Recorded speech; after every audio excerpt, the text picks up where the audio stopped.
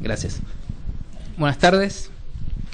La ponencia que voy a leer tiene el nombre de, digamos, lleva como nombre, como título, una pregunta que hace en cierto modo referencia también al nombre de la mesa, que es León Rosichner y la cuestión de la filosofía argentina, o la filosofía argentina en cuestión. La pregunta esta de la que parto es la siguiente: ¿es León Rosichner un filósofo argentino? Y leo un pequeño epígrafe que ilustra un poco el camino que va a seguir esta ponencia, que es un fragmento de Ser judío. Dice ahí León: yo me niego a abandonar mi origen simplemente porque soy mi origen como soy mi piel y mis huesos.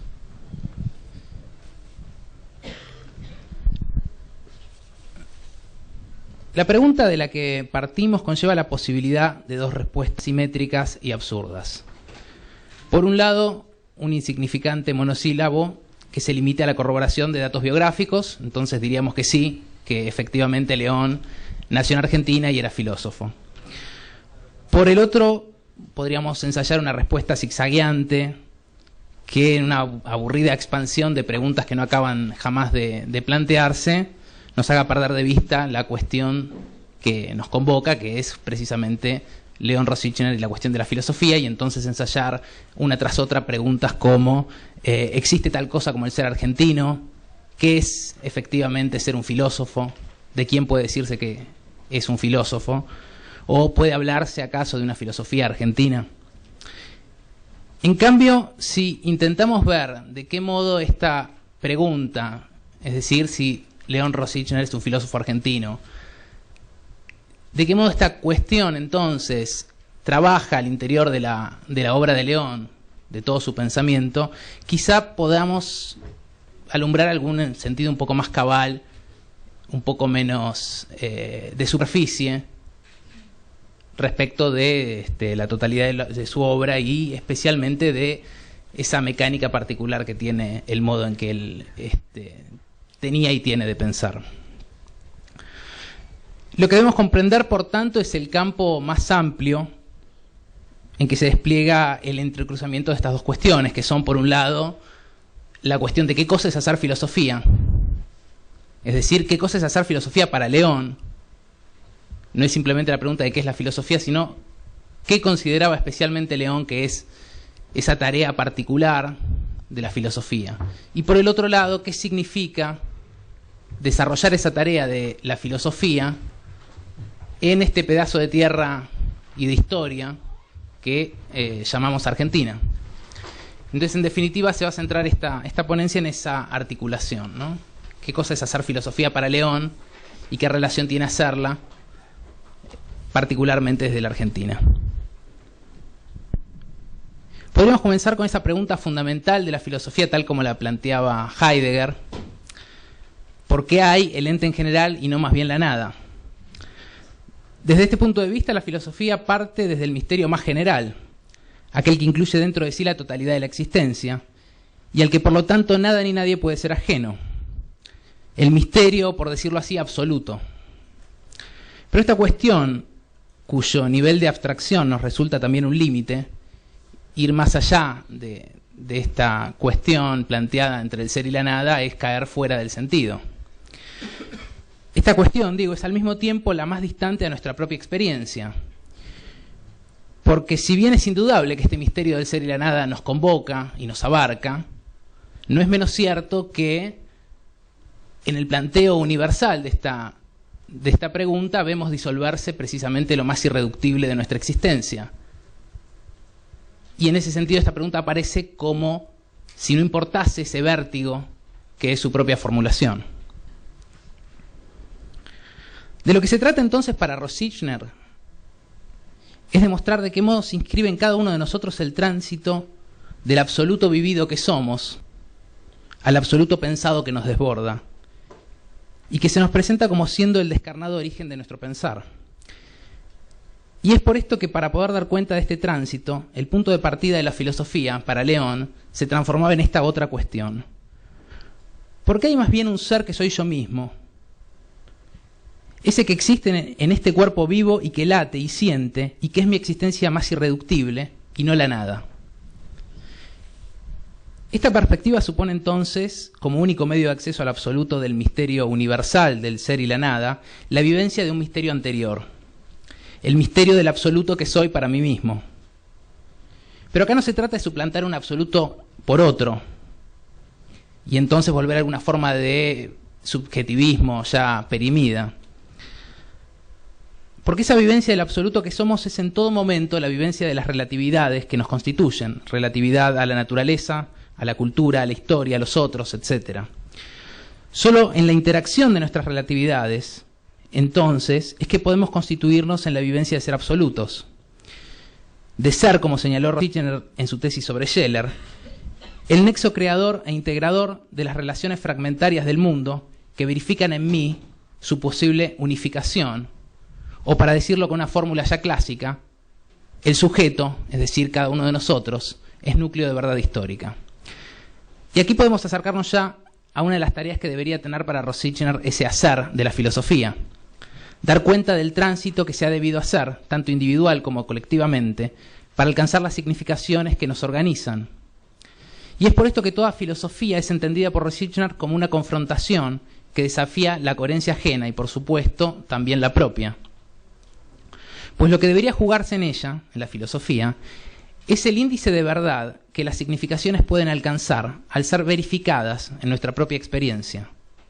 Esto es, hacer el tránsito de lo más abstracto y universal de las significaciones a lo concreto de nuestra vivencia corporal del mundo y sostener así su coherencia o su incoherencia en nuestro propio cuerpo. Este tránsito implica entonces que el sentido debe recorrer un camino doble. Por un lado, partir de lo que Rosichner llama el nivel fundante de la experiencia, el de la vivencia corporal del mundo previa a toda significación, y pasar luego a formas convencionales y simbólicas en las que pueda ser comunicado. Pero al mismo tiempo tiene que hacer un camino inverso,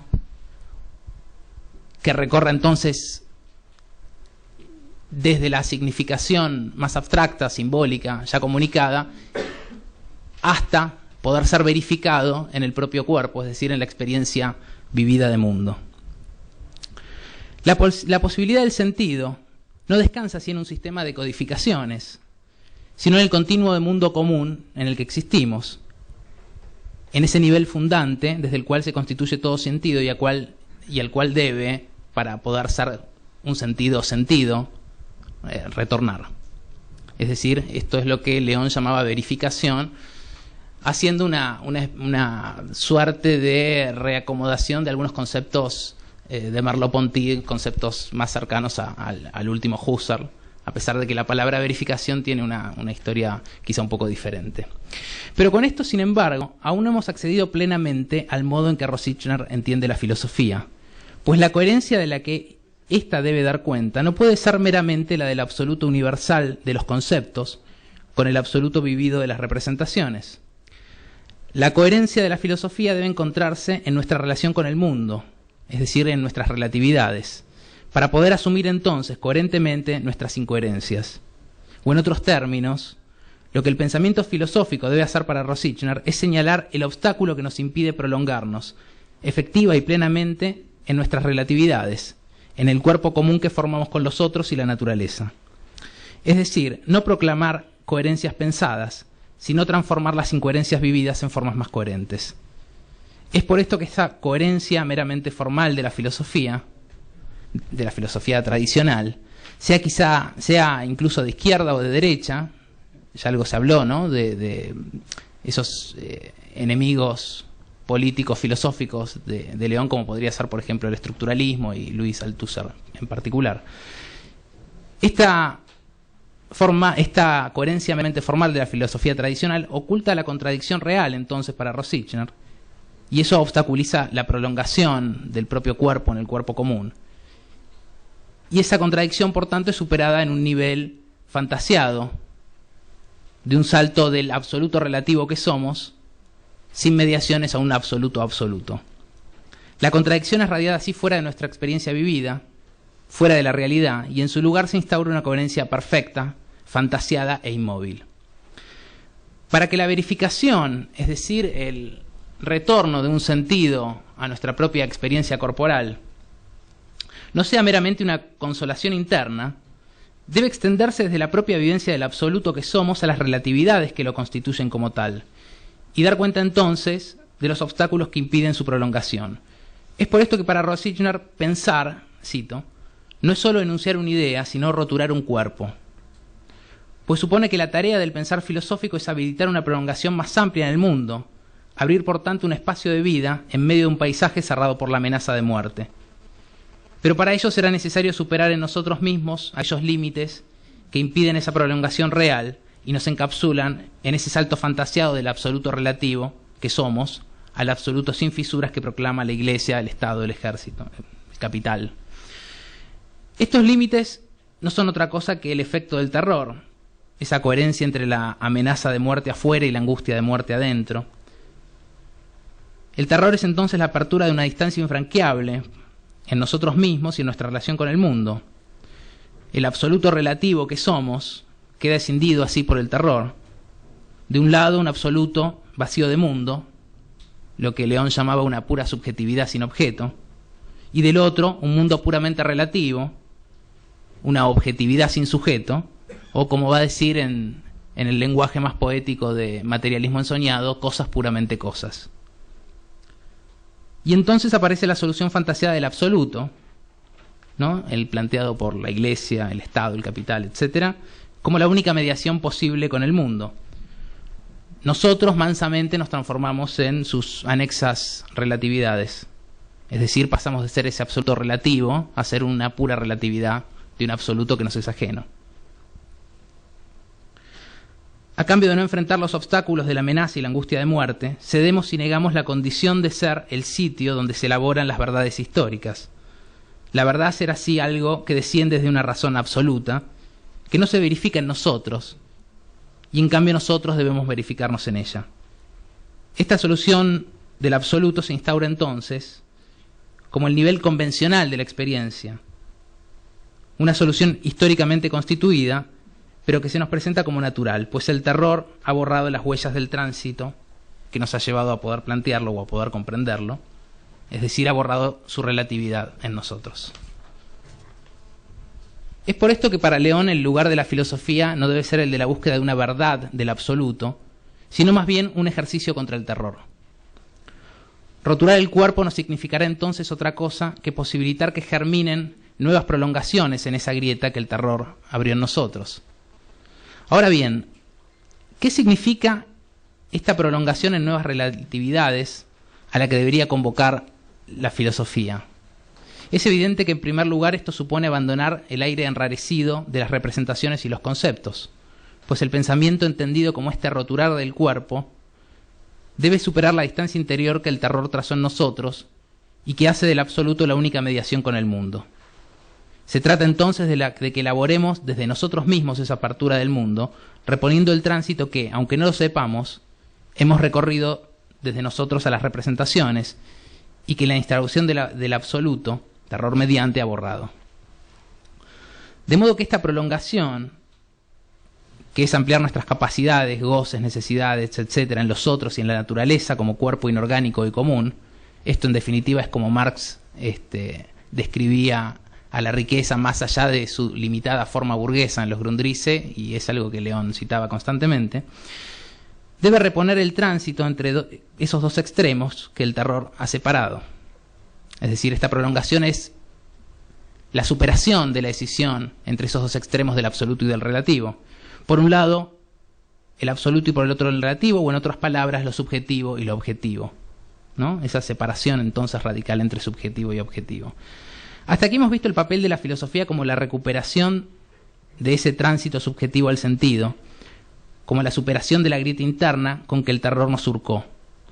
Debemos ver ahora en el otro extremo de esa prolongación, que es ese cuerpo común de la Tierra.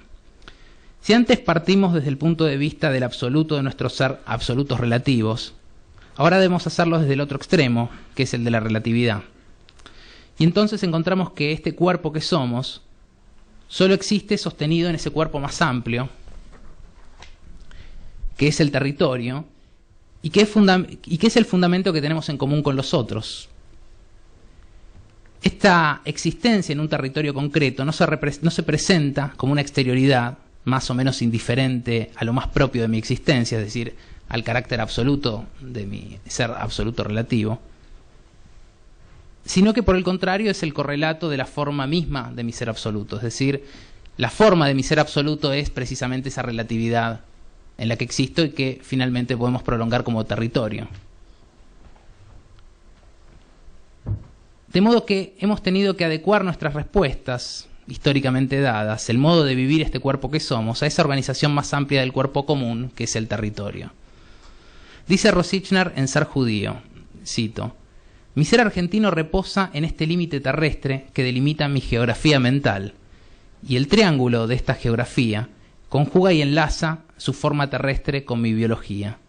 Se extiende hasta apoyarse definiendo los límites de mi cuerpo, como si esa forma geográfica fuese ya, para mí, forma mía carnal. Es decir, que percibo la forma de mi propio cuerpo en función de estos límites geográficos, que son tanto territoriales como mentales, anudamientos externos e internos de mi cuerpo. Y es además origen, porque el territorio no es solo el horizonte espacial de mi cuerpo, sino también la referencia más extrema a la elaboración histórica de las relatividades que me constituyen, y constituyen entonces mi absoluto. Por esta razón el territorio, como sostén y origen de mis relatividades, es índice de la verdad histórica, es índice de la verdad de mis propios tránsitos, así como yo, cada uno de nosotros, soy el sitio donde su verdad histórica incansablemente también se elabora. Esta conjunción de cuerpos anudados e historia es entonces lo que Rosichner entiende por nación, en contraposición a la nación abstracta, que es la representación absoluta de valores cuyo tránsito, desde nuestro propio cuerpo, el terror ha borrado, y que por lo tanto se nos instauran como algo cerrado a lo que nosotros debemos adaptarnos. En este sentido vemos que la filosofía tal y como la hemos presentado aquí, según la mirada de Rosichner, debe en todo momento tener en cuenta ambos extremos: el carácter absoluto de mis vivencias, es decir, lo irreductible que cada uno es como núcleo de verdad histórica, pero a la vez el campo más amplio de la territorialidad en el que las relatividades que nos conforman se producen y ordenan históricamente. Y estos dos extremos precisamente son los que creemos sostienen toda la obra de Rosichner,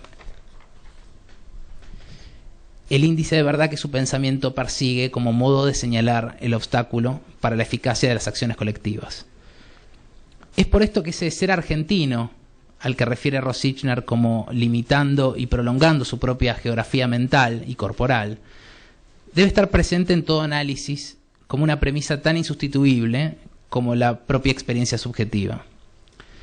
Ese ejercicio contra el terror, que es entonces para León el pensamiento, no implica entonces solo el tránsito subjetivo, interno, para recuperar ese espacio propio que el terror expropia, sino también hacerlo desde la articulación de los cuerpos en el territorio.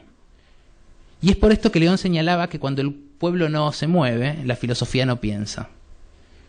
Pues este tránsito que la filosofía debe facilitar, que unifica los extremos que el terror separa, no puede darse, como ya lo señalamos, como una mera coherencia de representaciones, sino que debe inervarse en el cuerpo común, como una coherencia colectiva que rompa la coherencia de la contradicción, es decir, que haga visible el obstáculo, ese que absoluto que el terror nos impone, produce como siendo la única geografía posible. Podemos entonces encontrar a lo largo de toda la obra de Rosichner su ser argentino, no como un compendio de problemas argentinos, ni siquiera por la confrontación con autores nacionales, pues en última instancia esto no dejaría de formar parte de ese ámbito de la nación abstracta, aquella definida en función del absoluto. Por el contrario, la presencia de lo argentino aparece como el señalamiento de los obstáculos que este territorio concreto, en el que Rosichner escribe y del cual surge y en el cual por lo tanto se dan sus prolongaciones y sus confrontaciones, posee. Los obstáculos de este territorio, por lo tanto, sus luchas colectivas y sus derrotas, son la materia misma con la que Rosichner produce su pensamiento. Y esto más allá de que el obstáculo que señale sea parte del ámbito y los problemas de la subjetividad y que en ese sentido pueda plantearse en un mayor grado de universalidad.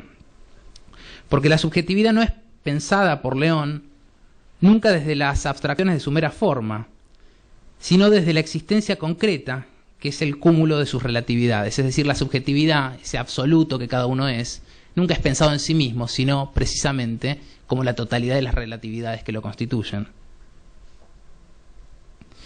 Y esta existencia concreta solo puede ser comprendida si es animada por la propia subjetividad, por el propio núcleo que cada uno es decir, por la propia subjetividad del autor, de León en tanto que escribe, pero también del lector, en tanto debe hacer el mismo tránsito, debe verificar en su propia experiencia vivida el índice de verdad que tienen esas significaciones o esos sentidos. Y es por esto que en este cuerpo común y sus problemas, en sus relatividades, que el íntimo ámbito del sentido, de la subjetividad, debe ser pensado. Es decir, que es por esta razón de cómo se produce el sentido para León, esa necesidad de la verificación en la propia experiencia vivida, que es de ese modo que tiene que ser pensada la subjetividad.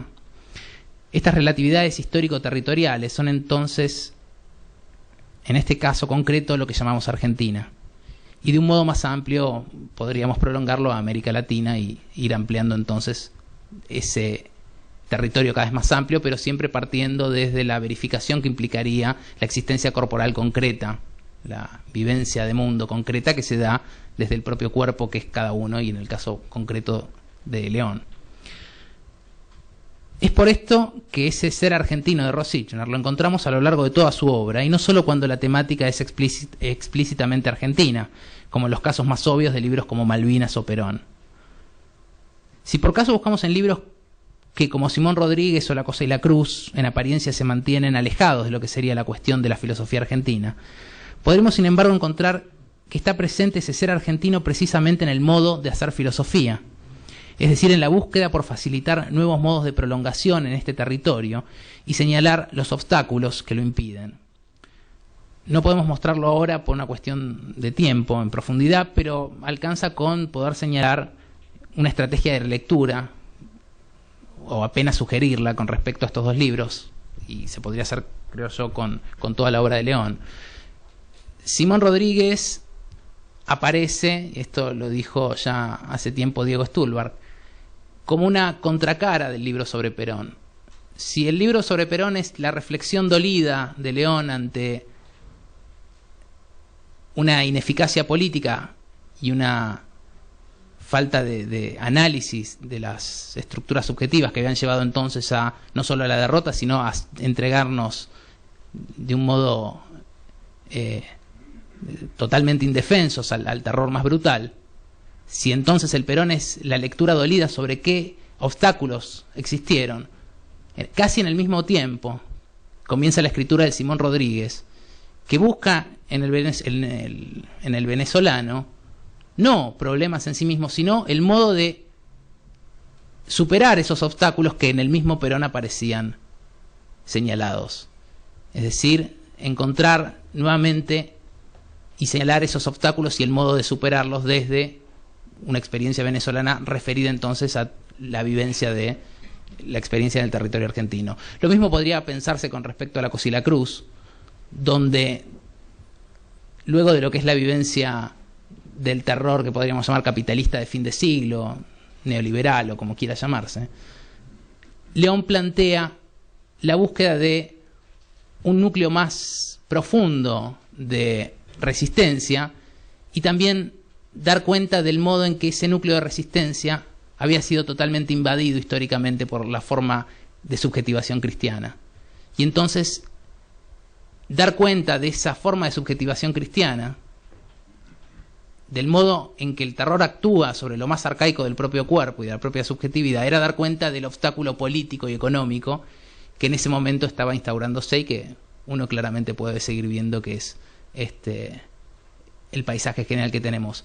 Por lo tanto, al señalar ese mayor obstáculo, es decir, el cristianismo surcando y limitando nuestros cuerpos, nos proponía entonces León la búsqueda de una eficacia más radical para roturar este territorio este cuerpo común que es la Argentina. Creo que en ese sentido podríamos decir que efectivamente León era y es un filósofo argentino. Gracias.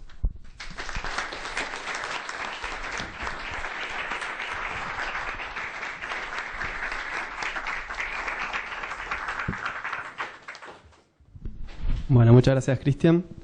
A continuación es el turno de Gregorio Kaminsky, que es doctor en filosofía por la UBA, profesor e investigador. Ha dictado clases en la Universidad Autónoma de México y en París 8, entre otras. Es autor de Spinoza, La política de las pasiones, y ha sido compilador, traductor y prologuista de numerosos textos. Ha publicado artículos y ensayos en revistas especializadas, nacionales y extranjeras. Muchas gracias. En verdad, creo que toda mi exposición va a ser un modo de agradecimiento, estar presente ante ustedes y conjuntamente con mis amigos. Y luego de no haber visto una imagen de León hace mucho tiempo, salvo la foto que está en el programa, que se las di a los chicos, porque la tengo en mi escritorio, en mi estudio, pero verlo animado, con esos ojos penetrantes cerrando, esa risa, el trípode prendiendo y apagando el tabaco, resucita ciertas cosas donde el término, por ejemplo, interioridad o subjetividad, queda en cierto parnaso terminológico o pseudo metodológico, pero hay otra dimensión que es a la que él siempre aludió y que tiene que ver con el cuerpo propio. A propósito de esto, una gran amiga y compañera de trabajo, profesora de filosofía contemporánea y metafísica, cuando le dije que iba a trabajar algo que me estaban convocando para esta mesa, me dice, pero Goyo, a mí me dicen Goyo,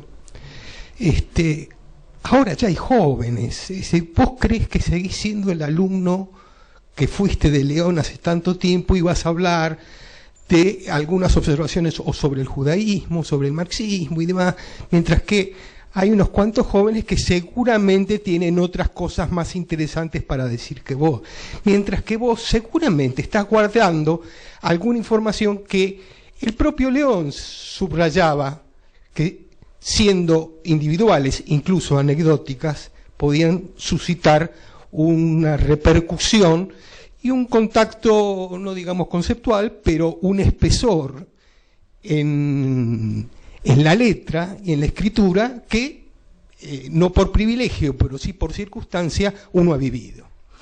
Eso me hizo pensar y le di la razón.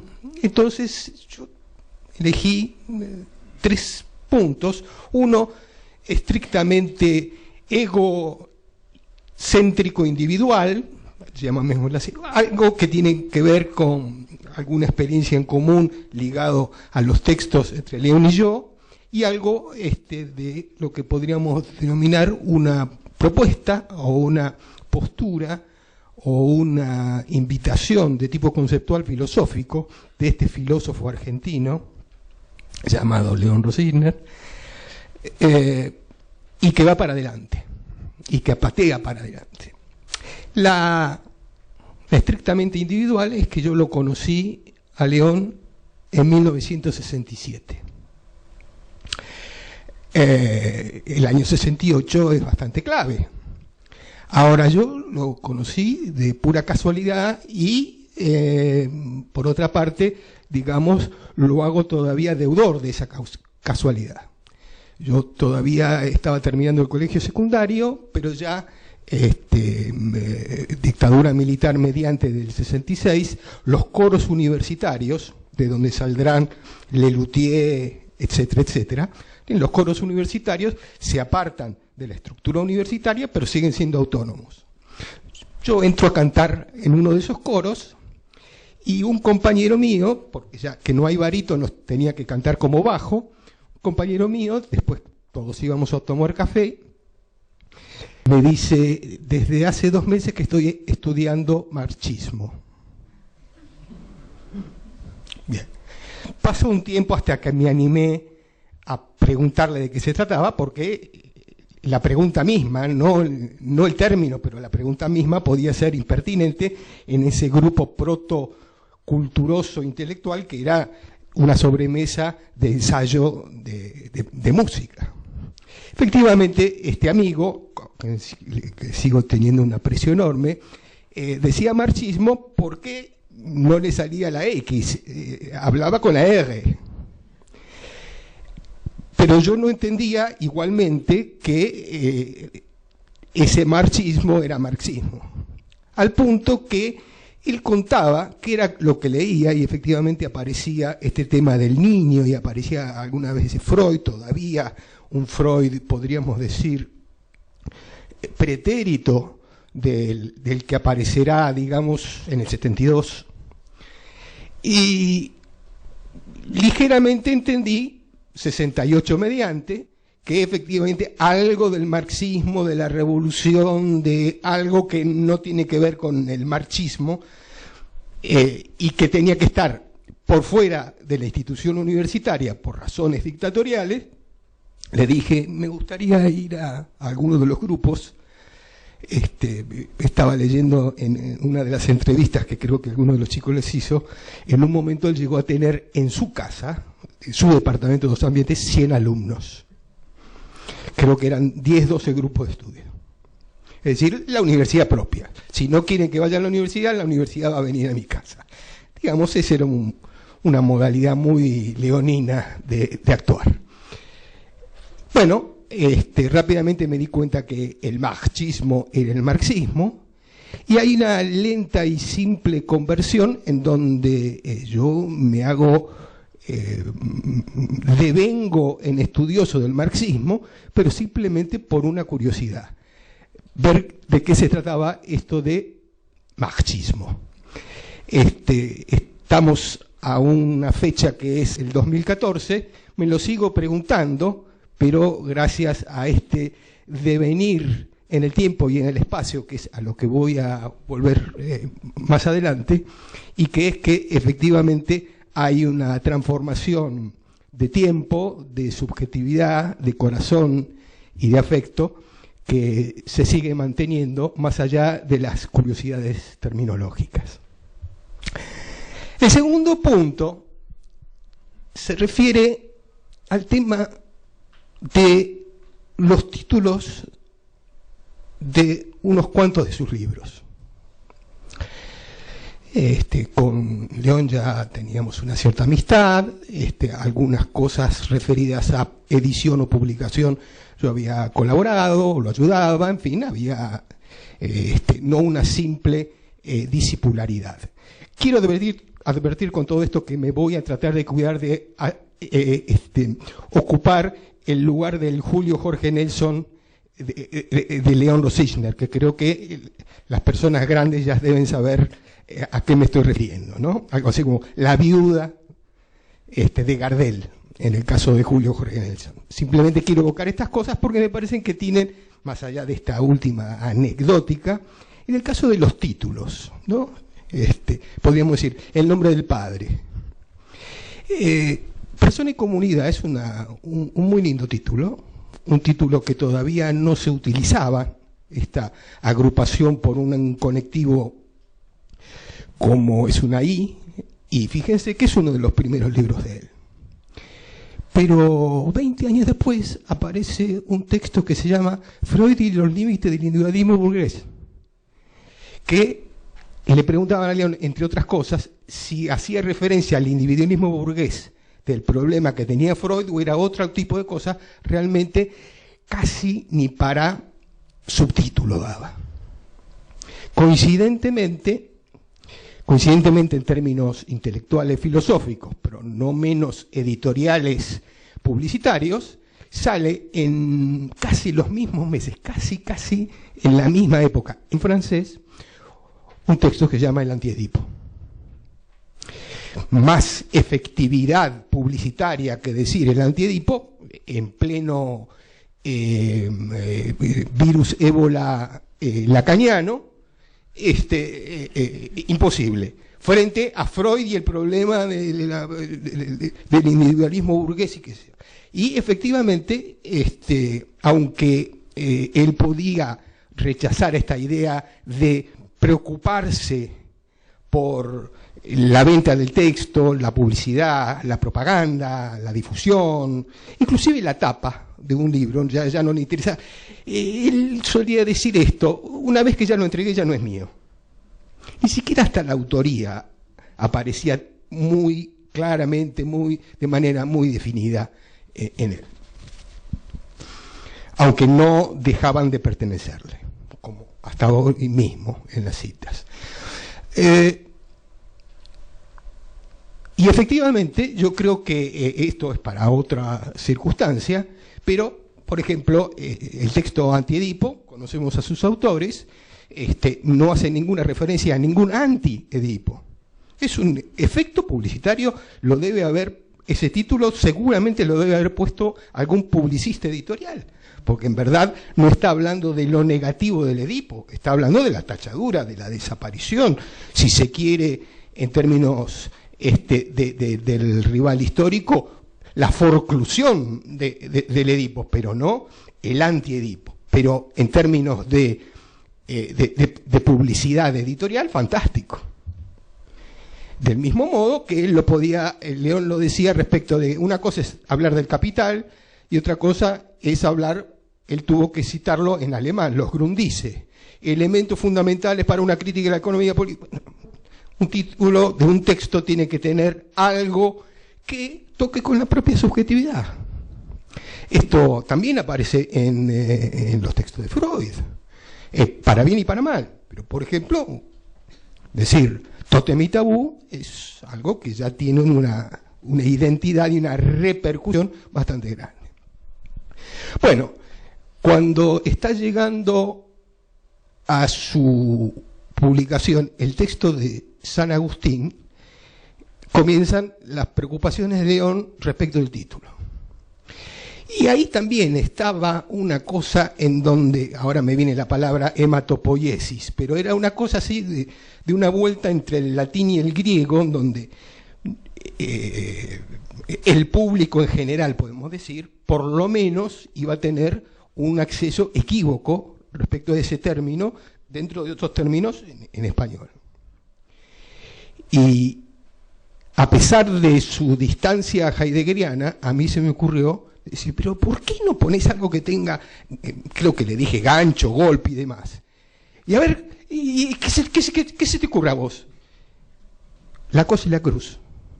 ¿Y sabés qué? Le afanás el concepto de cosa a Heidegger y a todos los heideggerianos y se lo arrebatamos de una vez por todas, porque no puede ser que esté capturado, secuestrado por estos heideggerianos. No me dijo nada y apareció y aparece también luego otro texto que tenía también un circunflejo retórico en donde podían haber oraciones en León que eran párrafos. Ahí tenemos también la forma filosófica de escribir, las subordinadas, y coma, en donde uno cree que son 3 o 4 oraciones, pero es un único párrafo. Bueno, ahí hay también una forma de pensar que no es lo que dice, sino ese transcurrir, ese devenir escritura que aparece incluso en la dureza de la lengua española, que no la tiene, se desliza más en el griego, incluso en el alemán, porque declina y demás. Entonces, además de la cosa y la cruz, aparece entre la sangre y el tiempo, en donde sí pone un subtítulo que iba a ser el título, que también tenía algo que ver con populismo, Perón y demás. No lo iba a hacer, pero como hicieron referencia al texto, dijeron, creo que algo ambiguo, algo confuso, que era Freud y el problema del poder, que publicamos en México, que son una serie de conferencias que luego las corrigió y las convirtió en texto. ¿Esto qué fue? Efectivamente, yo vivía en México, él en Caracas, lo invité, dio estas conferencias, que eran sobre el libro de Freud, un poco más desarrollado ya, ya estaba dando vueltas de manera acalorada Foucault y demás, así que había que hacer referencia a la cuestión no solamente política, sino del poder, sino que seguía presente esto. Había una distancia respecto de su Freud, mi Freud decía, porque en mi Freud, el problema del individualismo burgués, mientras había otro texto al cual él conceptualmente nunca había manifestado oposición, tenía ya suficientes beligerancias respecto al psicoanálisis lacaniano, estructuralista, además, no tanto lacaniano porque había algunas cosas que discutíamos bien, y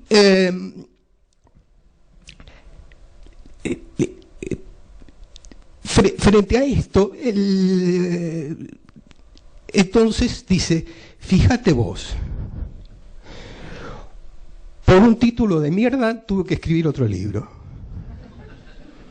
Porque efectivamente él sentía, es posible que el San Agustín haya sido un texto clave, el tema del padre judío y demás, pero el Freud, en términos de pensador argentino, el Freud y lo que ocurría con el psicoanálisis y el pensamiento en general y demás, había sido trabajado en el Freud y los límites.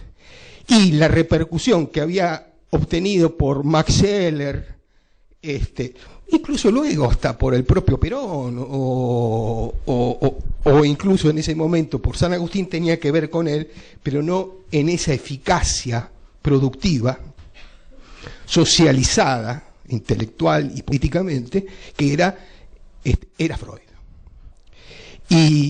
Y así fue que surgió la idea de escribir Freud y el problema del poder. ¿Y por qué se escribe, por qué se llama y el problema del poder? Porque el editor dijo, mirá, está saliendo este libro de Foucault, este libro sobre Foucault, qué sé yo, vamos a ponerle el problema del poder, así lo metemos. Y dice, dale.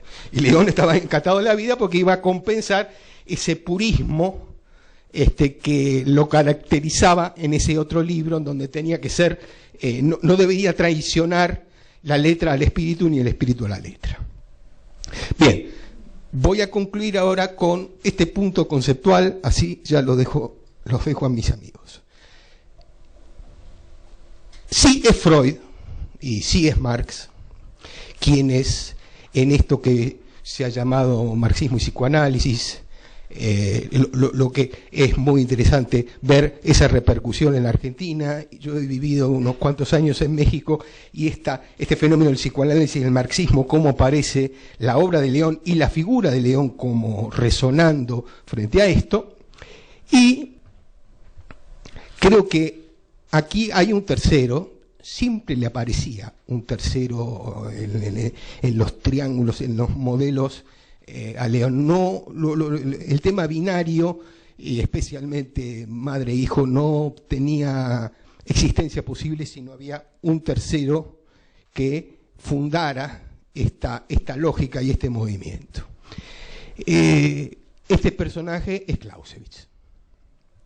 Clausewitz es importante, la filosofía política lo había trabajado, pero es un autor anterior históricamente a Marx y Freud. Clausewitz es un teórico de la guerra. El tema del enemigo, el amigo y el enemigo puede ser madre e hijo, y ahí sí aparece, pero comienza a trabajar la idea de duelo, y ahí, viendo cómo ya no se trata de un problema de tiempo histórico, sino más estructural, sin necesariamente prosternarse ante las fauces estructuralistas, veía que había algo estructurante que no lo daba el tiempo y que sí lo daba el espacio, y que esta figura, que podríamos llamar ontológica o metafísica, el espacio, había estado no oculta, pero sí adormecida por la inflación de la idea de tiempo en el marxismo, en Heidegger, en el evolucionismo psicológico y psicoanalítico, etc. Estábamos inficionados de tiempo y el espacio había quedado relegado. Y una de las últimas cosas que estuvimos charlando entre anécdotas y anécdotas, me dice, sí, y yo no me había dado cuenta que ya lo había escrito en el 72 y me podría haber anticipado a estos hijos de puta de Deleuze y Guattari, porque en realidad, dice, el concepto de espacio, yo lo trabajé en el concepto de distancia. Y en el Freud hay una distancia interior y una distancia exterior. La forma de licuar lo exterior y lo exterior y lo interior binario es una distancia sin tiempo. Una distancia sin tiempo es la idea de espacio. Creo que esto es un proyecto que todavía León nos sigue invitando, y no será la Biblioteca Nacional, pero alguna de las entidades filantrópicas nos podrá ayudar con una beca o un subsidio acerca de la idea de espacio en León Rosichner.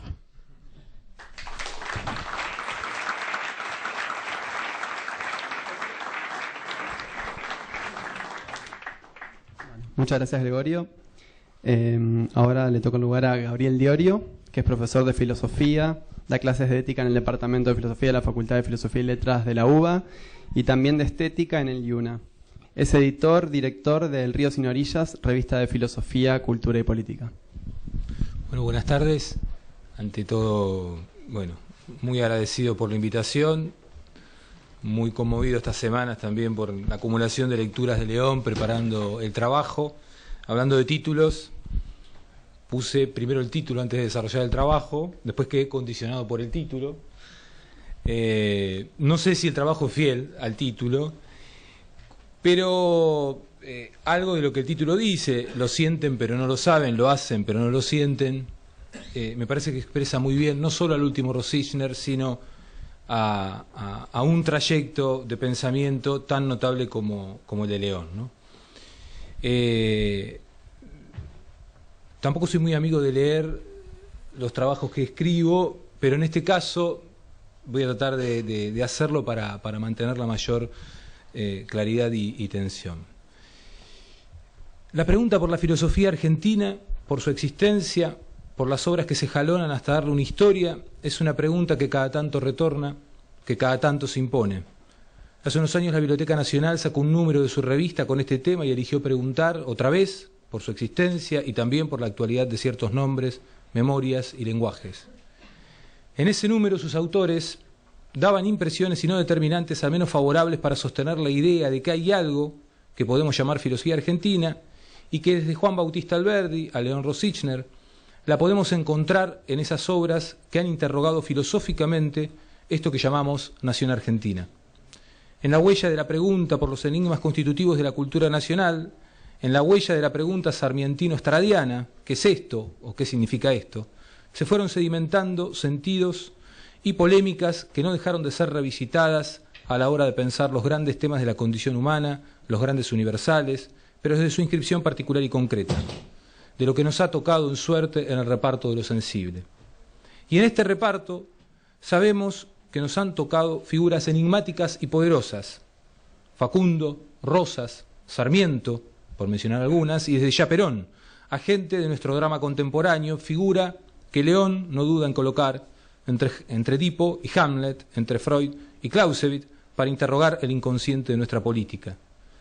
Va una cita de este tipo de ejercicio que forma parte de lo que distingue a Rosichner de muchos otros pensadores, una cita de Perón, Entre la sangre y el tiempo, que lo encuentra más cerca de la contundencia de un boxeador moderno que de la liviandad del surfista contemporáneo, para ser una figura deleuziana, ya que ha sido mencionado aquí. Cito a León: Perón tiene necesidad de hacer creer, hacer coincidir lo imaginario y lo real, y puede presentar sus resultados, que contra toda teoría tienen el valor de la evidencia empírica. Cita León a Perón. Esta es la solución, dice Perón. A nosotros nos ha ido bastante bien con ella. Cada uno come más, viste mejor, vive más feliz, y los capitalistas ganan más ahora que antes. Cierra la cita de Perón. Dice León: así, la economía libidinal alcanzó su verificación de lo bien lograda de su transacción, de lo bien logrado de su transacción. Pero si todos ganan más que antes, es porque no lo hacen, pese a estar en la misma realidad, en el mismo nivel. Los obreros ganan más cuanto más pierden en el campo de lo posible. Los capitalistas, cuanto menos pierden en el campo de lo real. La euforia, dice León, alcanza su dimensión universal.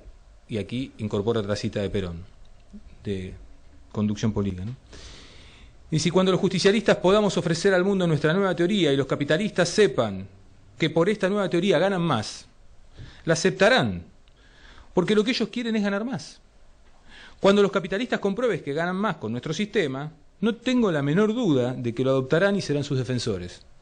Y habremos resuelto sus problemas y habremos resuelto el problema que más nos interesa, que es el que afecta a los pueblos. Cierre de la cita de Perón. Dice León: el mundo, y no solamente Argentina, será por fin peronista. La transacción subjetivo-objetiva de Perón alcanza, como en el delirio psiquiátrico, su dimensión cósmica. Lo más subjetivo de su cifra personal también abarca, con su solución, prolongándose desde su genio, la totalidad contradictoria de lo real. Cierre de la cita de lo que dice León. Bueno, podemos quedarnos quizás todo el encuentro con esta cita. También podríamos discutir sus resonancias presentes, ¿sí?, actuales, contemporáneas. Pero me parece que podemos aprovechar la cita, una cita tan contundente y tan polémica, para preguntarnos en qué consiste la originalidad del pensamiento de León. Sobre todo la originalidad que permite ubicarlo como un filósofo argentino de primer orden. O también preguntarnos por qué razón muchos de los aquí presentes creo que nos atrevemos a pensar que la obra de León Rosichner es ya un capítulo de la historia de la filosofía, no solo de la filosofía argentina, sino de la historia de la filosofía, pero obviamente hecha en Argentina, ¿no?, hecha en esta región del mundo. O sea, ¿qué es lo que hace original al pensamiento de León? Es el hecho de haber enfrentado a la Esfinge, a Perón, de haber propuesto, entre otras cosas, una teoría psíquico-política de la vida nacional, o es más bien el hecho de haber esbozado una metafísica materialista, una teoría del sujeto, una filosofía de la emancipación. Sea cual sea la decisión que nosotros tomemos, es necesario aclarar por qué esa metafísica, esa teoría del sujeto, esa teoría de la política, de la vida nacional, o ese sueño emancipatorio, son tan singulares. Mi hipótesis no es para nada original y puede resumirse del siguiente modo. En mi opinión, hay en Rosichner una nueva teoría del sentir. Una nueva teoría del sentir. Y eso es lo que, según mi modo de ver, lo hace original. Singular. ¿Cómo se despliega esa teoría del sentir? Bien, aquí vienen mis caprichos. Digamos en un primer momento que sentir es devenir. Devenir muchas cosas, devenir obra, devenir humano, ¿no? En sus escritos sobre pintura, Paul Cézanne afirma que cuanto más se conquista un paisaje, más nos perdemos en él. Más invisible se hace para nosotros. Para llegar al paisaje, dice Cézanne, tenemos que sacrificar tanto como nos sea posible cualquier determinación temporal, espacial, objetiva. En este movimiento nos sustraemos del mundo objetivo, pero también nos olvidamos de nosotros mismos. Devenir paisaje es poner en suspenso las determinaciones objetivas que nos constituyen, pero también toda representación subjetiva del mundo y del yo. Es el sentir, dice Cézanne. Cabría preguntar entonces, ¿cuál es la condición que hace posible este abandono hacia el sentir? ¿Cuál es la fuerza originaria que permite al pintor encontrar el sentir que hace posible la visión creativa? No lo dice así Cézanne, y no podría decirlo porque no conoció la obra de León. Pero esa condición podemos encontrarla en la idea de ensoñación del último Rosichner. Aquello que sigue vivo como capa arcaica que se actualiza en todo nacimiento y en toda verdadera creación artística, y como veremos, en toda creación política, es lo ensoñado, que vuelve verdaderamente a vivir en ese sentir que intenta describir Cézanne. La ensoñación, dice León Rosichner, es la materia del sueño previa a todo sueño, la materia que expresa el momento absoluto originario de encuentro de la madre con el hijo y del hijo con la madre, que Rosichner supone basal de toda experiencia humana. En el pasaje de la madre al hijo y del hijo a la madre se forja el devenir humano de toda natural humanidad. Por eso, dice en Materialismo ensoñado, que es una obra extraordinaria, dice, lo ensoñado es el modo de darse la materia viva cuando se ha metamorfoseado en materia humana. Es el sentir, dice Cézanne, en el punto en el cual el artista se hace paisaje. Es el sentir, podría decir León, pero el sentir no como un simple cruce de la madre y el niño, sino como unidad que hace devenir madre-niño a la madre y niño-madre al niño, que hace a la madre cuerpo amoroso, que nace otra vez en el niño que protege, y hace al niño cuerpo gozoso que crece en la madre que lo nutre. Se deviene vida humana en ese momento sin tiempo objetivo del sentirse uno, como el pintor que puede devenir paisaje en el sentir.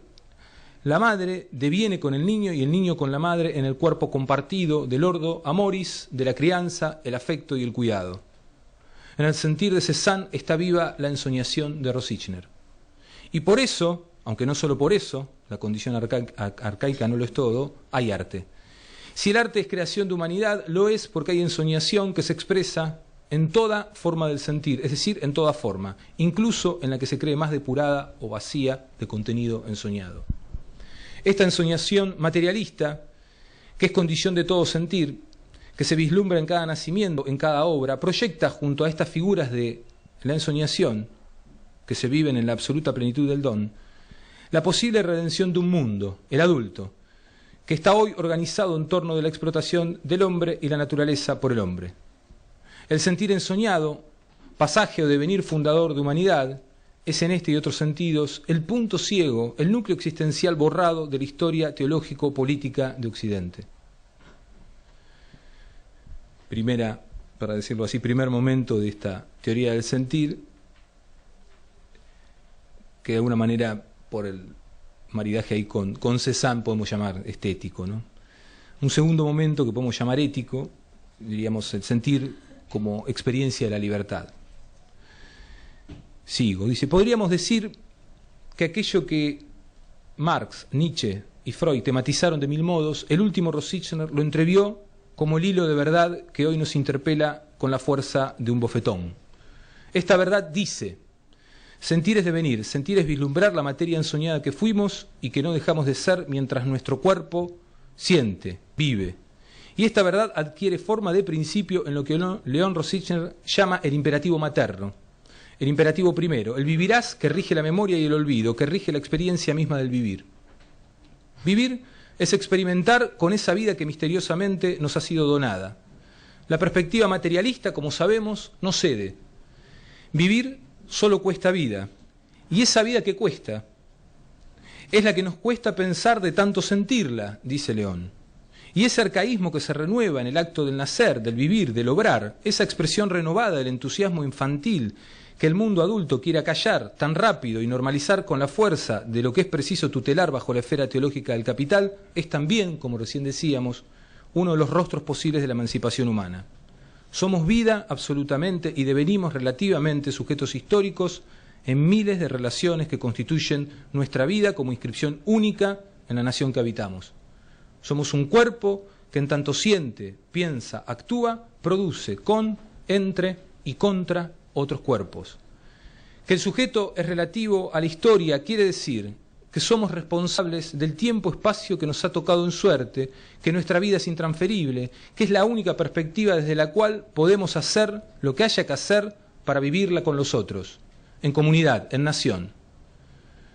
Porque fuera de lo común, fuera de la nación, solo los dioses pueden vivir, y ni siquiera ellos, porque también descubrimos ese tiempo que necesitan de nosotros, de nuestra adoración, ¿no?, para vivir. Que el núcleo de la historia es el sujeto absoluto relativo, quiere decir que el futuro empieza en la decisión de entregarnos a lo que hay, o rebelarnos desde nosotros mismos contra la jerarquía de valor que busca organizar la vida desde la muerte. Todo lo cual quiere decir a su vez que la vida no nos ha sido donada con la única alternativa de servir a los que dominan, que la vida manda vivir y no necesariamente servir voluntariamente a los poderes de las armas, la propiedad y el dinero. Ahora bien, ¿por qué entonces la experiencia reiterada de los pueblos, de miles de vidas vividas, nos enseña que la vida en común, tan difícil de sobrellevar bajo el signo de la explotación y la servidumbre, aparece excepcionalmente posible bajo el signo de la libertad y la emancipación? Quizás toda la obra de Rosichner sea una larga problematización de esta pregunta de raíces espinocianas. Pregunta que no dejaba de hacerle a las izquierdas peronistas y clasistas, y de hacerse al mismo, tal como podemos leer en ese primordial texto de los años 60 que todos aquí alguna vez han leído, La izquierda sin sujeto. Cito un pasaje de La izquierda sin sujeto. Son las últimas páginas. No será, dice Rosichner, la misma presencia del poder represivo que detiene la eficiencia de nuestros actos, la profundidad de nuestro pensamiento, el reconocimiento de nuestra realidad que no puede ser asumida revolucionariamente sin poner de relieve lo que el poder oculta, el riesgo de vida. Pero este riesgo de la vida no es solo y especialmente para la izquierda la presencia del fusil y la picana. Son los límites que la burguesía estableció en nosotros, son sus categorías mentales y morales que señalan en cada acto nuestro el desvío sentido como peligroso, la presencia de lo desconocido que debemos afrontar, los límites de realidad que ella fijó como propios. Y si para no enfrentar aquello de lo que sí realmente somos capaces estuviésemos acentuando una diferencia solo para sentirla, estuviésemos agrandando su imagen, la imagen de la revolución, la imagen de la revolución, pero para no construirla paso a paso en la realidad, la crítica que Rosichner despliega, fin de la cita y ahora sigo yo, despliega durante todo el texto a la izquierda peronista, sobre todo a la posición de John William Cook, que todavía decía públicamente que la estación Perón era un momento en el camino hacia la liberación nacional y no su freno oculto e impensado, se transforma en las líneas finales en una serie de preguntas hacia sí mismo como intelectual de izquierda y hacia la izquierda en general. Esas preguntas van acompañadas de imágenes, entre ellas la imagen de la revolución que se agiganta cuanta menos incidencia revolucionaria tiene el sujeto en la dura realidad exterior. Imagen a la que es preciso sumar otra, la del tipo humano que diferencia una política de izquierda de una política de derecha. Es decir, la del tipo humano que imagina y es capaz de producir realmente una política de izquierda. En este texto, en La izquierda sin sujeto, León Rosichner imagina un sujeto no alienado bajo la forma de la coherencia integral del sentir con el pensar, del sentir con el hacer, del sentir con el producir. Y en ese punto cabría conjeturar que entre el Rosichner de los años 60 y el de los últimos textos hay un hilo conductor. Pero si en el primero la imagen de la revolución, realizada, anhelada, buscada, es todavía predominante, en las últimas reflexiones de León Rosichner, esa imagen se dirige hacia la fuerza originaria del materialismo ensoñado. Lo que estábamos esperando como el futuro ya llegó y está ahí, otra vez, al alcance de la mano, de la boca, de los oídos, del cuerpo. Cito a León Rosichner en Materialismo ensoñado. No saben que lo que están esperando que llegue ya ha llegado, que lo que esperan que se abra ya está abierto, porque está allí desde siempre, y de tanto sentirlo ya no pueden verlo ni tampoco pensarlo. Eso que de tanto sentirlo no podemos verlo ni pensarlo es lo que hay que proteger con todas nuestras fuerzas. Es la fugacidad revolucionaria del sentir, es la libertad, es la emancipación que podemos entrever en los rostros entusiastas del comienzo de una vida.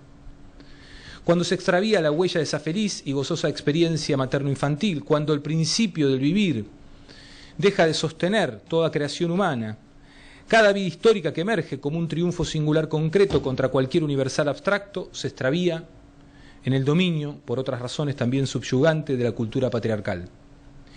Y esta cultura y esta forma de vivir no gobierna solo persuadiendo con los dispositivos normativos de producción de cuerpos y almas útiles para el trabajo y dóciles para la política, como nos enseñó Foucault. Gobierna también con el principio del terror, de la tortura, la persecución y la muerte. La pregunta que debemos hacernos entonces es, ¿qué ética, qué política es preciso sostener contra el principio del matar? ¿Qué ética, qué política es preciso construir en concordancia con el principio materno del vivirás? Y aquí vamos al tercer y último momento con el que vamos a concluir. Sentir es hacer corresponder una vida con este mandato del vivirás. Se hace patente que esta filosofía, la de Rosichner, no puede por principio organizar el sentir de una vida o el sentir de una política en torno al matar. Pero ¿qué sucede si tenemos que defendernos, si nos persiguen, si quieren matarnos? ¿Qué sucede si por alguna razón nos enfrentamos a la posibilidad de matar para vivir. Sucede dramáticamente que la muerte de otro se transforma en una posibilidad de la vida propia. Dice León Rosichner en Primero hay que saber vivir, el texto con el cual interviene en la polémica sobre el no matarás que suscitó la carta de Oscar del Barco hace unos años a propósito de los fusilamientos del ejército guerrillero del pueblo. Dice León: mantener el valor de la vida como presupuesto es el punto de partida de la eficacia ética en toda acción política. Si la muerte aparece, no será porque la busquemos, ni en nosotros ni en los otros. La aparición de la muerte, fin de la cita, sigo yo, la aparición de la muerte en la política debería ser, según León Rosichner, justamente eso, una aparición, un hecho, ni buscado ni anhelado, y sin embargo posible. En esa posibilidad que tengamos que hacer uso de la violencia física en forma individual o colectiva para defendernos, es esa posibilidad la que no puede ser negada como realmente existente sin condenarse a la inacción en las situaciones límite. La respuesta de León Rosichner a la carta de Oscar del Barco, que por los sucesos del ejército guerrillero del pueblo y la polémica toda, podemos decir hoy, hace un tiempo ya de esta polémica, que es uno de los documentos filosóficos políticos de mayor envergadura de los últimos años, cuando uno hoy logra volver a leer toda la polémica. Yo solo estoy haciendo mención básicamente a la respuesta de León. Dice, en esta intervención, que hay que recordar, la publicó El Ojo Mocho en el año 2006, ahora la reedita la Biblioteca Nacional en el texto dedicado a Levinas, León Rosichner no solo le recuerda a Del Barco que lo sucedido en Salta hace más de 40 años tiene su raíz en la falta de crítica de las izquierdas, en el dogma de la violencia revolucionaria como forma necesaria de la justicia popular. Le reprocha que luego de mantener un silencio tan prolongado como sonoro respecto de los hechos, no solo proponga el grito desgarrado del no matarás, sino declare sin más asesinos a todos aquellos que participaron de aquella experiencia de los 60 y 70, incluidos los militantes e intelectuales que apoyaron aquel grupo y otros como Montoneros, ERP, FARC, etc. Y se lo reprocha no con el deseo de reponer máquinas de guerra y muerte, o de eludir la responsabilidad en los hechos del pasado o de justificar estrategias políticas, sino todo lo contrario. León Rosichner trata de discutir abiertamente en esa respuesta dos cosas. Por un lado, qué significa ser responsables con nuestra vida y la vida de los otros. Y por otro lado, si resulta posible establecer diferencias cualitativas en el uso de la violencia a partir de esas mismas responsabilidades. Rosichner está de acuerdo con Oscar del Barco respecto de que las lógicas que sostuvieron crímenes como el de Aramburu y otros tantos fueron monstruosas no solo por los hechos en sí, sino por el modo en que terminaron impregnando todo el campo de la política popular. En este punto es inflexible y su condena no admite grises, pero lo que no está dispuesto a conceder es todo lo referente al uso de lo que en el texto llama violencia defensiva o contraviolencia revolucionaria.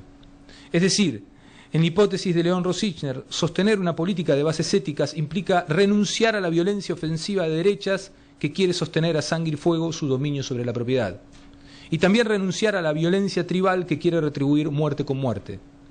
Pero esas renuncias no implican a su vez renunciar a la posibilidad de defenderse, porque renunciar a defenderse es borrar todas las particularidades, es declinar por completo la experiencia, es también entregarse sin luchar.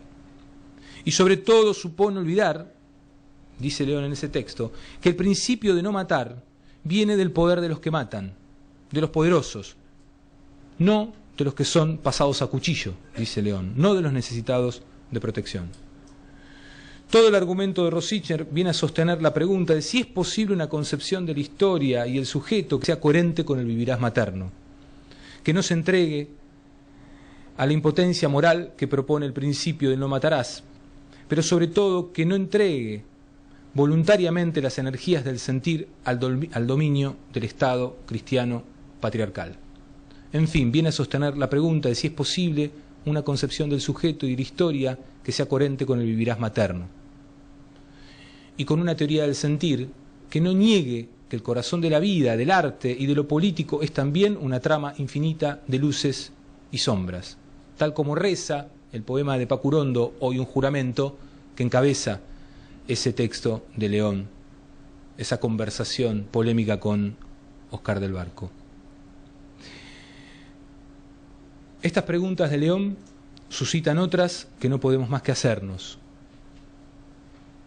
Lanzo las que pude anotar, un poco atormentado por las lecturas de León. ¿Qué instituciones pueden acompañar la potencia renovada del sentir ensoñado? ¿Es posible derrotar al mito cristiano capitalista en la esfera de los cuerpos y las almas? ¿Es posible invertir la jerarquía de valor de la muerte sobre la vida y prolongar institucionalmente el sentir ensoñado sin hacer implosionar las mismas instituciones que lo niegan? ¿Es pensable una forma de Estado que se corresponda con el vivirás materno? ¿Un Estado madre, cuya plasticidad permita alojar en su seno figuras, imágenes, pero también parcelas reales de emancipación humana? Pero además, si lo que estamos esperando, como dice León en Materialismo ensoñado, ya está aquí, si lo que estamos anhelando ya llegó, ¿qué otra cosa más que cuidarlo, alojarlo, ayudarlo a crecer podemos hacer? Lo que ya llegó, ¿es solo una vida, esta o aquella vida? ¿Es solo un sentir? ¿O es mejor la posibilidad de vivir coherentemente en función de esa vida que llegó? La posibilidad de prestarle atención, de dedicarle lo mejor de nosotros, para que a su vez ese cuidado y atención encuentren alguna vez su traducción en el mundo de esos que se llaman adultos y obran las más de las veces como sujetos arcaicamente aterrorizados. Preguntas y más preguntas de un materialista ensoñado, o por hoy de un ensoñado a secas. Gracias.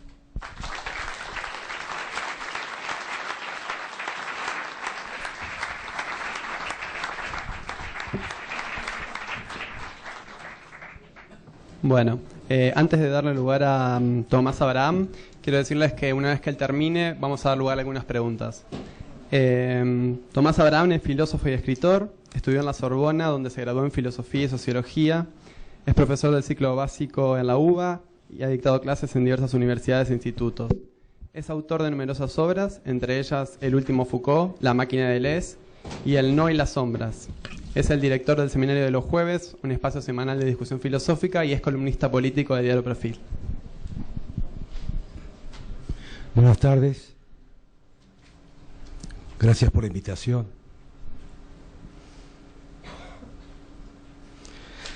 Para mí, Rosichner son dos. Uno se llama León y el otro Alejandro. Al primero lo conocí en mi adolescencia cuando en un trolebús bajé en la esquina de Porredón y Ascuénaga y toqué el portero eléctrico de un piso alto en un edificio coqueto para asistir a mi primera y quizás última experiencia de un grupo de estudio. Aún estaba en la secundaria cuando supe que había un profesor de filosofía que enseñaba de acuerdo al pensamiento de mi ídolo, Jean-Paul Sartre.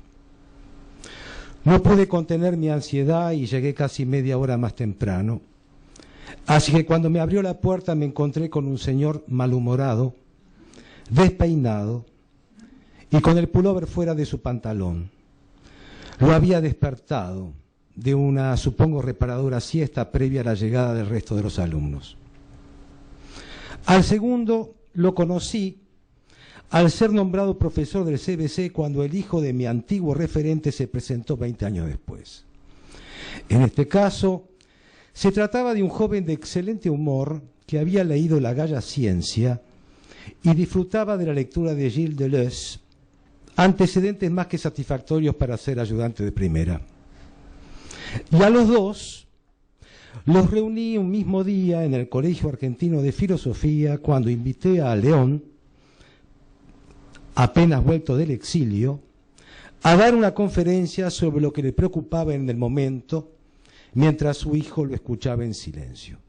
Y en otra oportunidad, al organizar un ciclo llamado ¿Por qué no soy?, en el que Alejandro debía disertar sobre el tema ¿Por qué no soy León Rosichner?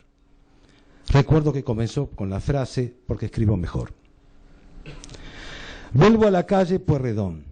Recuerdo que León hablaba rápido y con energía mientras el grupo escuchaba y anotaba la palabra situación, que se repetía con frecuencia y con eso me bastaba para corroborar que me hallaba en un espacio sartreano en el que la libertad, el compromiso, la revolución y la burguesía tenían su lugar en la cadena argumentativa.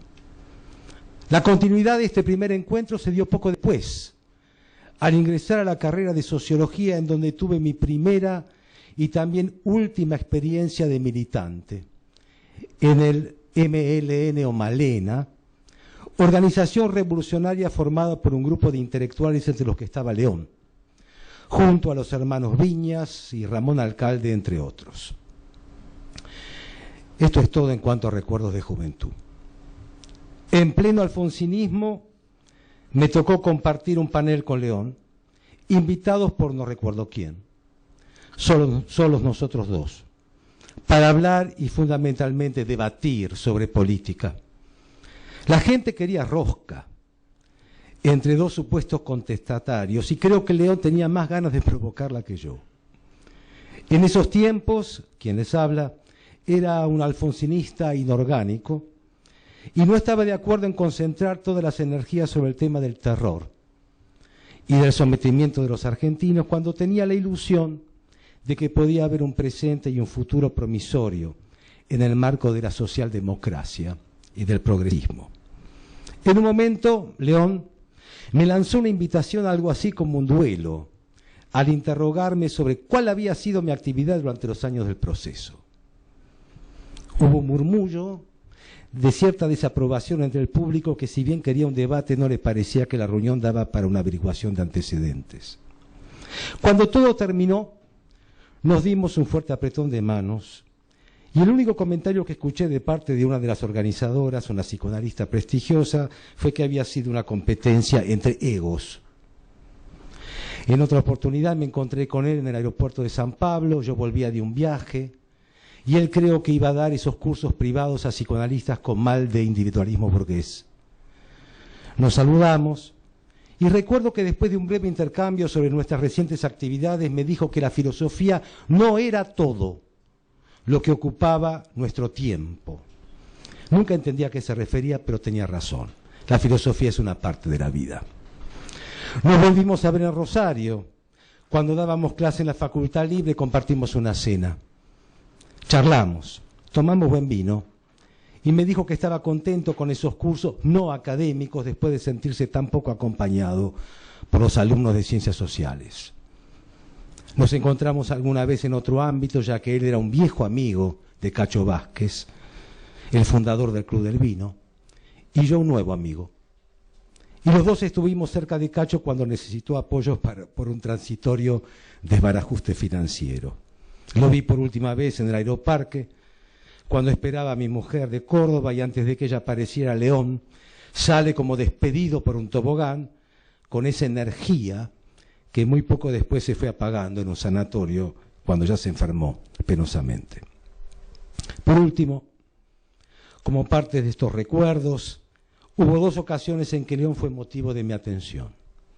En un texto que escribí, llamado Los dos Rosichner, manifesté mi indignación ante un artículo de Horacio Verbitsky que llamaba a Alejandro la desgracia de la familia Rosichner. Y finalmente, en la presentación de un libro de poemas de Alejandro, en el que hablaba de sus hijos y de su padre. Esto respecto de mi escasa pero recordada relación con la persona de León. Ahora, sus libros. En la misma época en que participaba de las actividades del Malena, leí Moral burguesa y Revolución. Un texto del que no tengo recuerdos, salvo la sentencia que declaraba que había un modo de ser burgués y otro revolucionario con sus correspondientes pensamientos. Pero en realidad de lo que leí de León, extraigo unas pocas y no muy sugerentes conclusiones. León Rosichner es un filósofo moral y a veces moralista. Por lo primero, es un teórico que se interesa por las doctrinas morales de la historia de la filosofía, de ahí su primer libro, que es la tesis sobre Max Scheler. Filósofo influyente en la época en que Francisco Romero era decano de la Facultad de Filosofía y Letras. En lo que respecta a su papel moralizador, lo interpreto por su tema predilecto, que es la subjetividad. Cuando se refiere a la misma, me pregunto qué es lo que entiende por tal término. En principio no es el yo, aunque fuere por su fuente de inspiración psicoanalítica por la que esa instancia es permeable a fuerzas que no domina. Sin embargo, este sujeto parece definirse por su conciencia. La conciencia es el libro en el que se escribe la letra de la subjetividad. Es un texto escrito por los poderes dominantes que van desde el padre a la burguesía. Ningún proyecto revolucionario es posible si la escritura subjetiva que moldea nuestra conducta no es el objeto de una reescritura revolucionaria. Rosichner combate la interpretación marxista basada en un sentido de la historia cuyo orden es objetivo, determinado por una causalidad que desestima la transformación de nuestra conducta. La conciencia es plausible de una conversión, de una metanoia, una especie de salto que da vuelta al sujeto como si fuera un guante. Por eso, para ser verdaderamente revolucionarios, debemos hacer un trabajo, una ascesis purificadora que saque a la luz de cada rincón de nuestra conciencia las semillas de la maldad de clase que hace de nuestro ser un individuo burgués, es decir, egoísta y mezquino.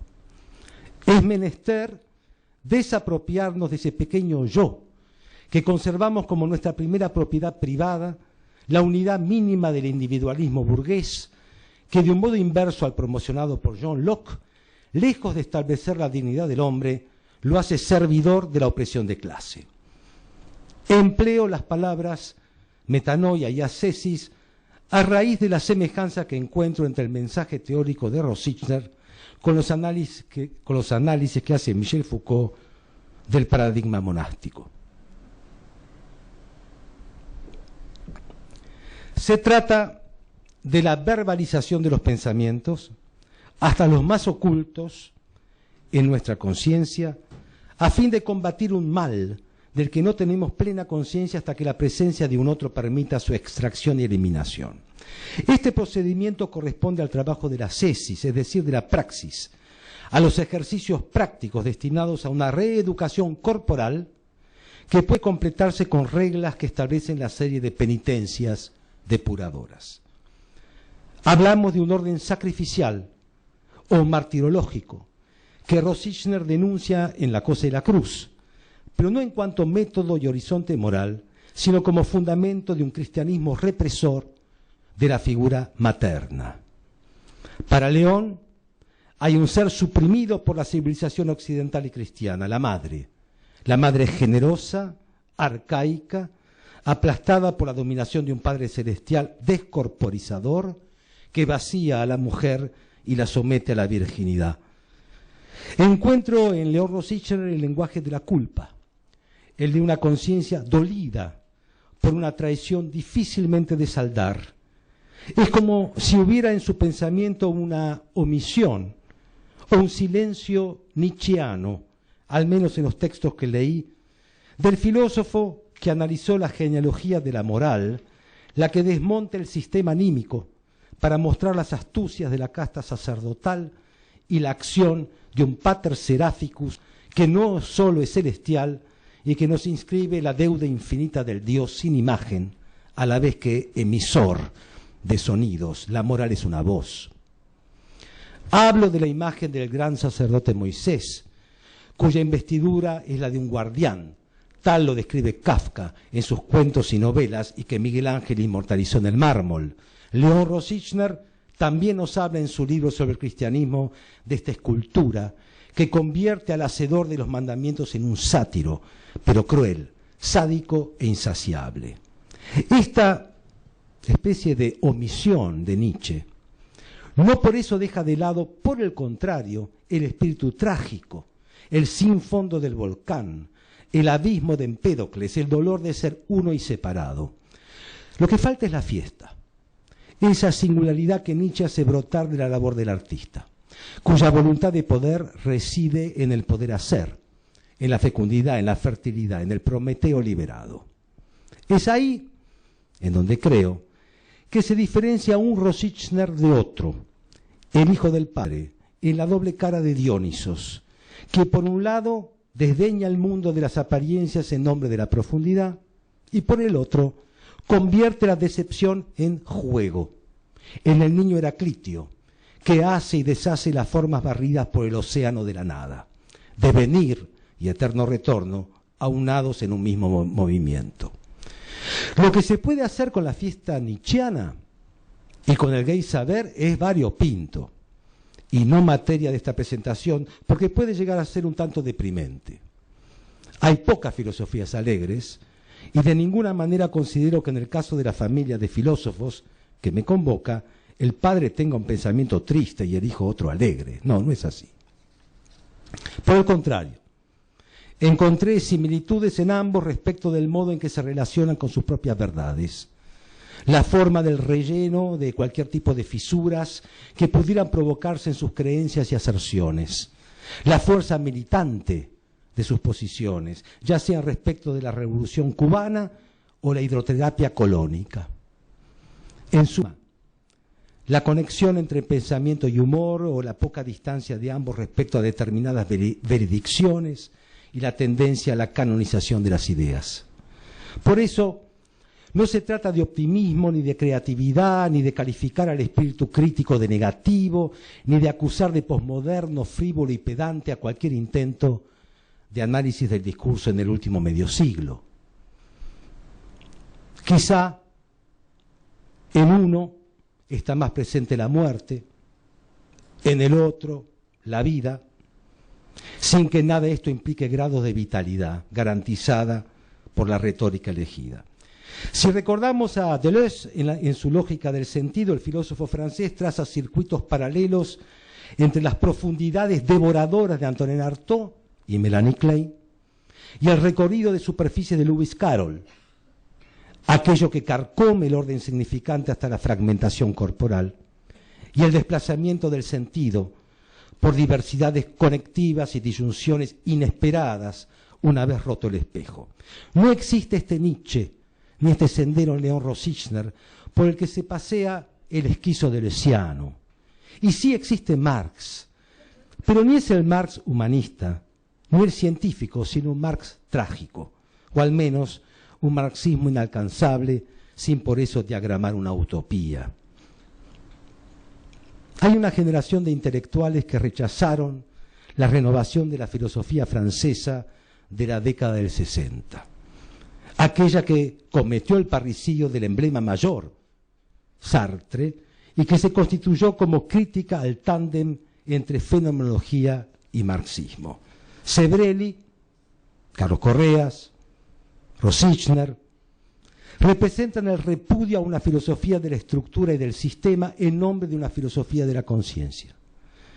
Ni Althusser y su lectura de Marx, ni el Foucault del saber, del poder y de las tecnologías del yo, ni el rizoma de Deleuze, el campo de la palabra en Lacan o la obra de Derrida, fueron considerados aportes válidos para pensar el legado filosófico y la problemática de nuestro tiempo. En realidad, el concepto eje del pensamiento que invocaban Rosichner y Correas corresponde a la dialéctica totalizadora en la que la conciencia realiza un proceso destotalizador.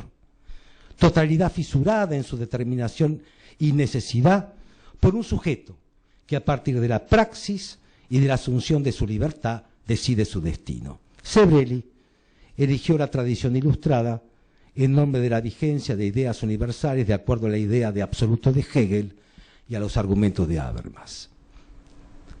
Es posible que haya una desesperanza en León, sino una desesperación.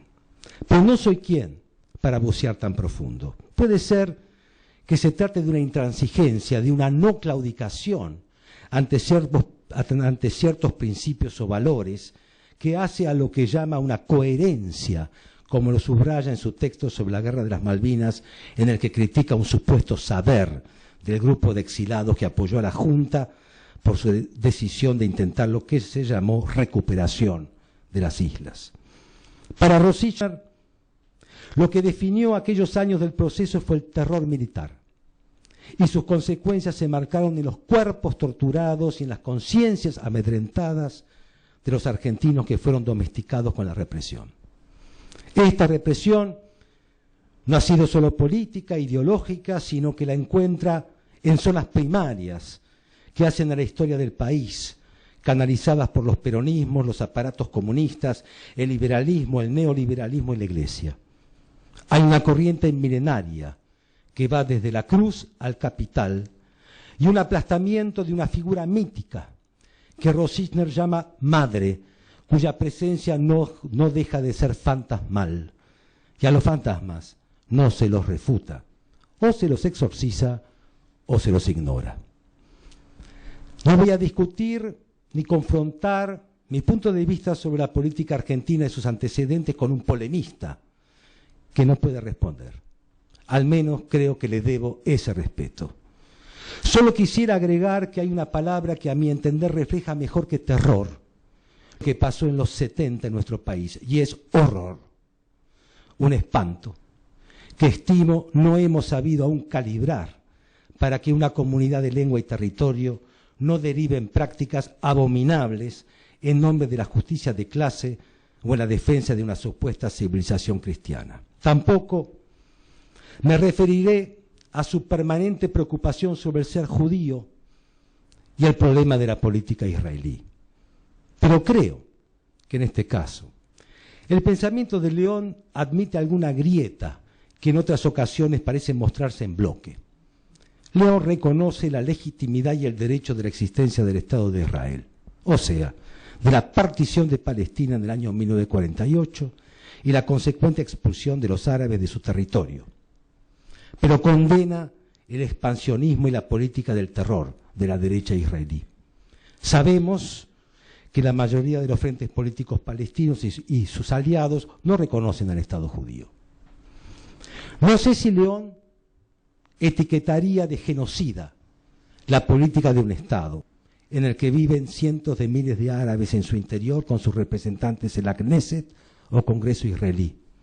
Y menos creo que León agregaría su firma a quienes legitiman las acciones en Gaza como operaciones en defensa propia de un Estado democrático.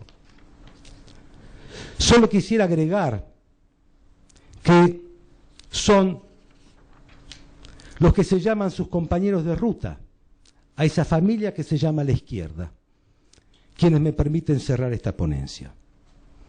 He leído textos en los que se le rinde homenaje al neo-Rosichner, reconociendo sus valores, a la vez que confiesan su incomodidad ante un intelectual que no callaba sus críticas hacia quienes compartían con él la misma trinchera. Porque León no ahorró ciertas críticas que molestaron a quienes lo suponían de su lado. Es decir, no practicaba la moral del vestuario, por la cual una causa común debe ser prioritaria en la distribución de silencios y denuncias para no favorecer al enemigo. Mi postura se emparenta con la del intelectual británico Tony Judd, que reivindica la actitud tangencial que un intelectual debe tener respecto de sus grupos de referencia, en contraposición con la figura del intelectual orgánico y con la idea de que el compromiso y la honestidad intelectual solo se deciden en la lucha contra un enemigo o adversario. Para mí no es así. Lo que significa, entonces, no callarse nunca, ni deformar o amoldar críticas en nombre del ideal o del fortalecimiento de la organización. Más aún, cuando la palabra revolución se ha convertido, gracias a ciertas izquierdas, en un sombrío epitafio, un sectarismo reactivo, antes que un llamado a la emancipación. En este sentido, por su intransigencia y frontalidad, considero que León Rosichner fue, o es, para usar un término con el que posiblemente no haya estado de acuerdo, un libre pensador.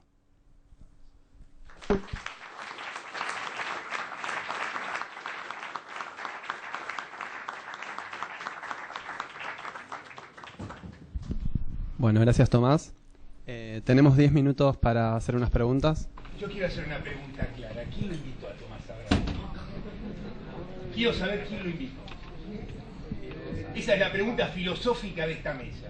Pocas veces vi una exposición más bochornosa que pretende comparar lo que no se debe ni se puede comparar desde la ignorancia más supina de lo que habla y dice. Acá no se viene a insultar a León Rosichner.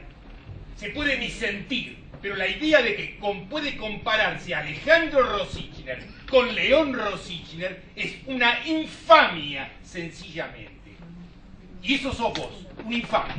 Le pido por favor que todas las intervenciones sean con un poco de respeto.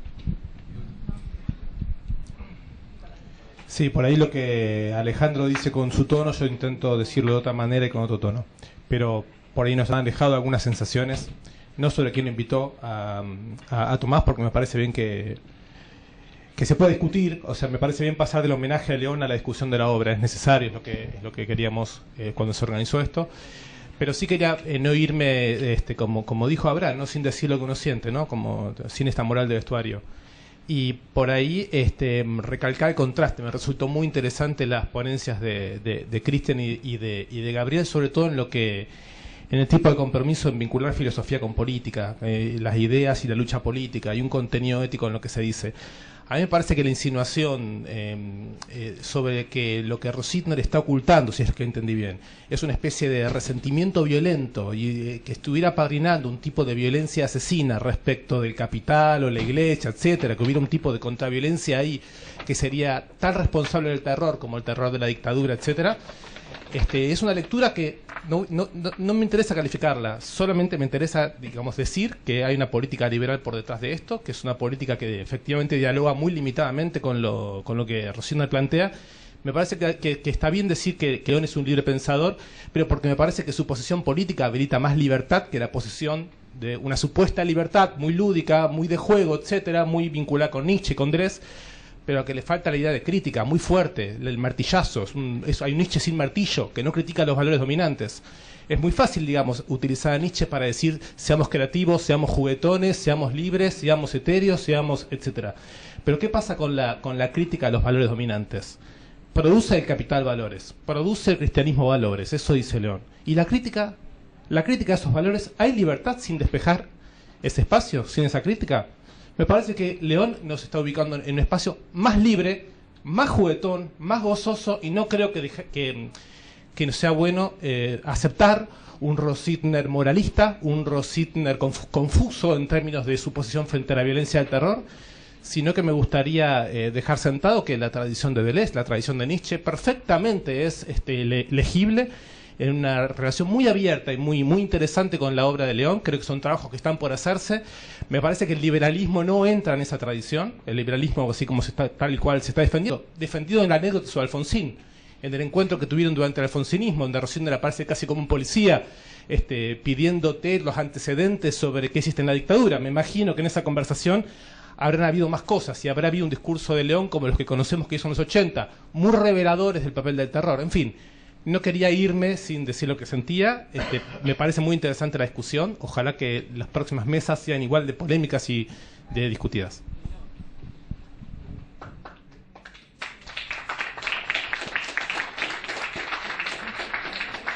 No sé si querés decir algo al respecto, Tomás.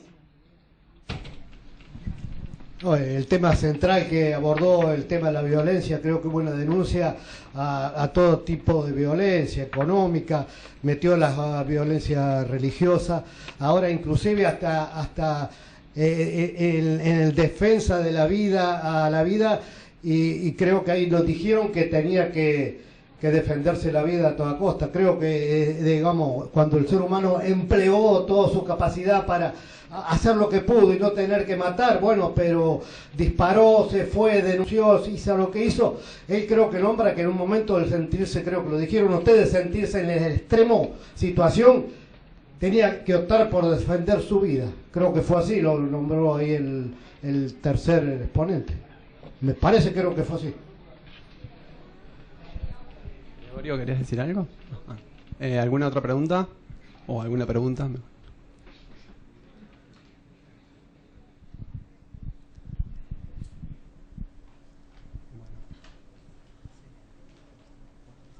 Bueno, les agradecemos mucho por estar acá.